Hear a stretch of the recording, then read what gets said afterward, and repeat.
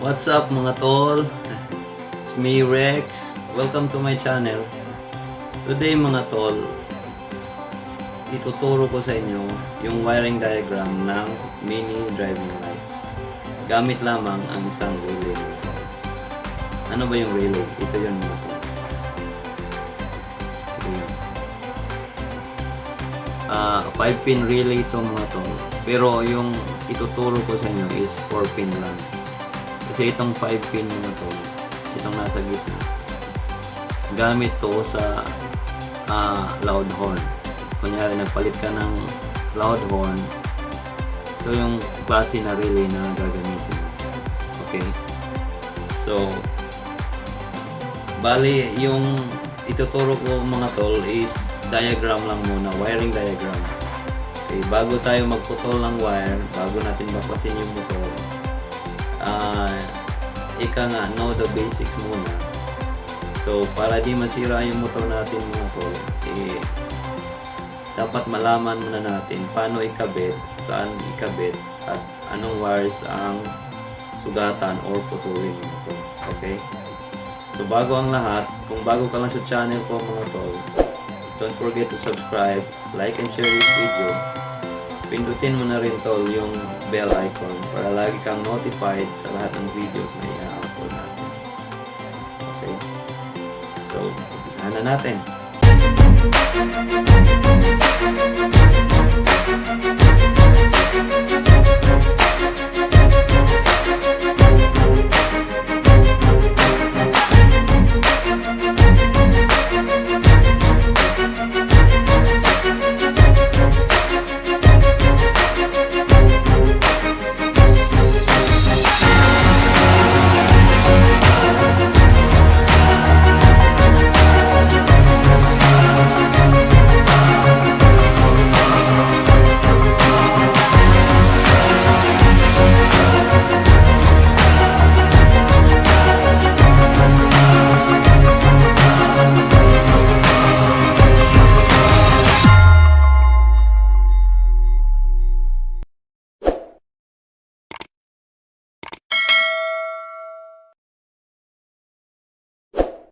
A few moments later. Okay mga tol, ito yung sinasabi kong diagram. Okay, ito yung mini driving lights, yung switch, ignition, may susi. Ito yung relay mga tol, 4-pin relay. Tapos battery, tapos may fuse. Okay, start tayo dito sa number 30 mga tol. Yung number 30 mga tol, ito yung common. Rekta to sa battery. Okay. Lagyan natin ng line. Ayan. Ito may fuse. May abang na fuse. Connect mo lang mga tol. Okay. Parang ganyan. Tapos, itong 85 is negative. So, may symbol na negative. Ito rin may negative. Ito battery may negative siya. Pwede mong ikabit to sa body ground or pagsamahin mo lahat ng negative mga to, i-connect mo sa negative ng battery. Okay. Pwede mo pagsamahin. Kunyari, pinagsama mo lahat ng negative mga to.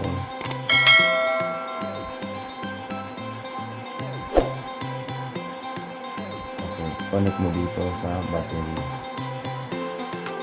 Okay, parang ganyan.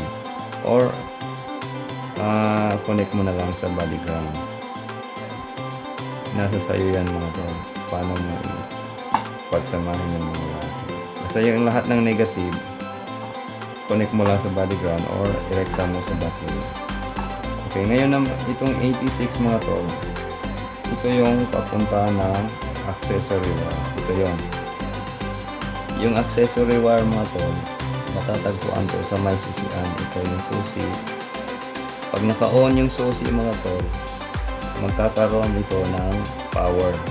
So dito natin ilalagay yung number 86. Okay.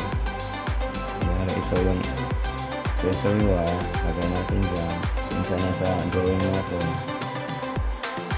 Okay. Yan. itong number 87, dito ngayon papasok yung switch. Ito yung common ng switch mga tol. Low, high, tapos yung common. Yung common, papunta ng 87. Ganyan. Okay.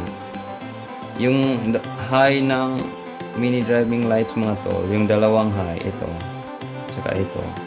Pagsamahin natin, lagay natin sa high na button. Okay. Samahin natin. Ganyan.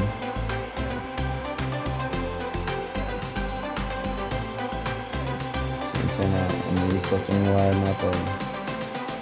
Ganyan. Okay.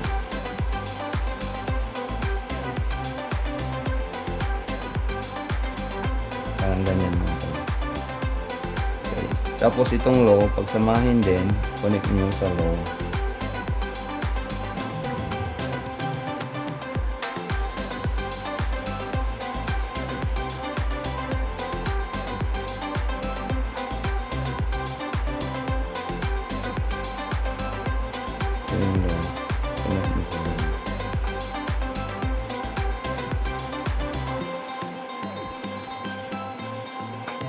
Parang ganyan mga tol. Ano lang kasimple mga tol. Okay. Paano ba nagpa-function to? Pag in-on mo yung susi mga tol, nagkakaroon ng power yung accessory wire. Okay. So ito yung relay mo, negative, positive. Ito nakakonect sa positive ng battery. Pag in-on mo yung susi, magkakaroon ng power itong relay. May power na. Pag may power na, may power na yung switch mo mga tol. Okay.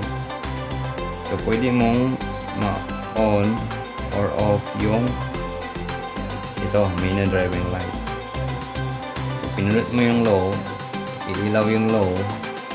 Pag pinindot mo yung high, iilaw din yung high. So ganun lang kasimple mga tol. I hope na nakuha yung mga tol. Pwede nyo i-review, pwede nyo i-screenshot yung drawing para meron kayong guide. Anyway mga tol, sa susunod na video, papakita ko sa actual paano to ikabit. Pero sa ngayon, diagram lang muna para meron tayong basic na knowledge paano ba ikabit yung mga wire, saan papunta yung mga wire bago natin putulin o sugatan yung mga wire. Okay, ganyan lang kasimple mga tol. Okay. Dalawa yung drawing ko mga tol. Isa is yung may dalawang relay. Ito, isa lang yung relay mga tol. Okay. So, sa dalawang relay mga tol, paano ba magkabit ng mini driving light using dalawang relay? Okay. So, mga tol, first, dahil dalawa na yung relay natin, lagyan natin ng label yung relay. Yung isang relay, ni-label ko na high. Okay. Yung isang relay sa low. Same process pa din mga tol. Yung number 30 is common. Ito. So, lahat ng common, rekta to sa battery mga tol. So, pagsamahan yung dalawang common, connect mo sa positive ng battery. Siyempre, may fuse din para safe yung ilaw natin. Okay. Pagsamahin natin. Ganyan. Ito, connect mo na rin dito mga tol. Okay. Parang ganyan mga tol. Okay. So, yung 85 is negative, yung 86 is positive. Actually, walang polarity itong mga to. Pwedeng magpabaliktad. Yung 86, gawin mong negative. Yung 85, gawin mong positive. Either way yan. Pwede yan mga to. Okay, kunyari, gawin doon natin negative. Ganyan. Connect lang sa body ground. Ito. Body ground din. Or, irekta mo sa battery. So, lahat ng negative, pagsamahin mo, irekta mo sa battery. Okay, pati ito mga to. yung mini driving lights may negative din. So, pwede pagsamahin mo yung dalawang negative, ito dalawang negative, pagsamahin direkta sa battery or sa body ground mga tol. Okay. Palagay na natin body ground.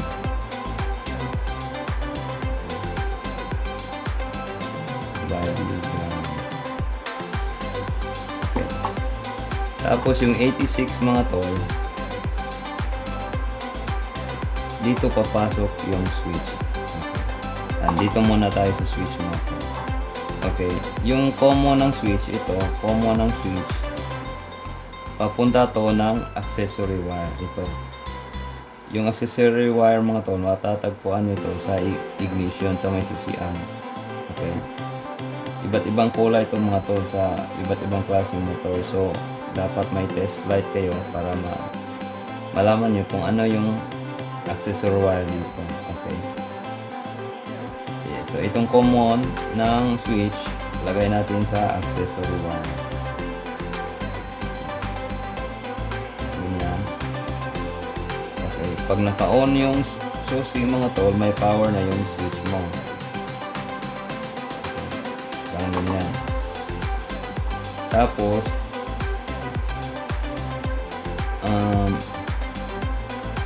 yung 86 mga tol, connect mo sa either high or sa low. Ito. So, dalawang relay ito. So, yung isang switch, let's say sa low, connect mo sa low din. Itong 86, connect mo sa low. Parang ganyan mga ito. Okay. Yung 86, ito yung relay ng low, connect mo sa low din. So, yung relay ng high, connect mo din sa high mga tol. Okay. Ganyan lang kasimple mga tol. Okay. Ito yung natitira na number 87 para to sa mini terminals. Okay.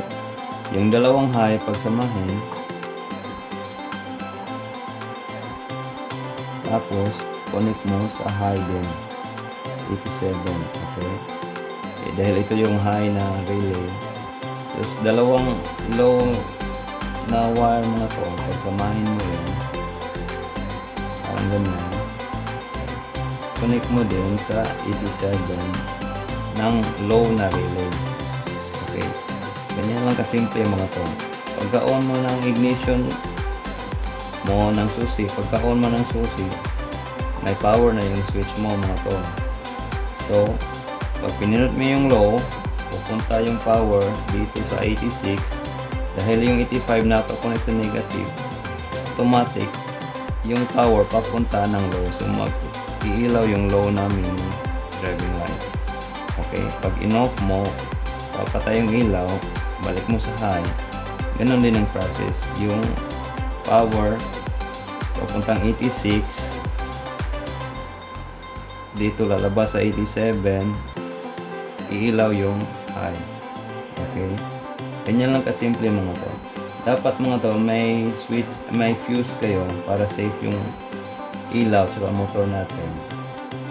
Dahil kunyari may mali sa wiring mo mga to, pwedeng masira yung ilaw mo or yung motor mo mga to, pwedeng masunog. So, importante yung fuse. 15 amps, okay na mga to, 15 amps, okay na yan. So ganyan lang kasimple mga tol. Review nyo na lang kung hindi nyo na-gets. Ito yung isang relay mga tol. Ganito yung wiring. Pwede nyo screenshot. Okay. Yung sa dalawang relay, ito yung wiring mga tol. Okay, screenshot nyo na lang para alam nyo paano ikabit. Okay. Hanggang dito na lang mga tol. Sa susunod na video, papakita ko sa actual paano ito ikabit. Okay, so thanks for watching.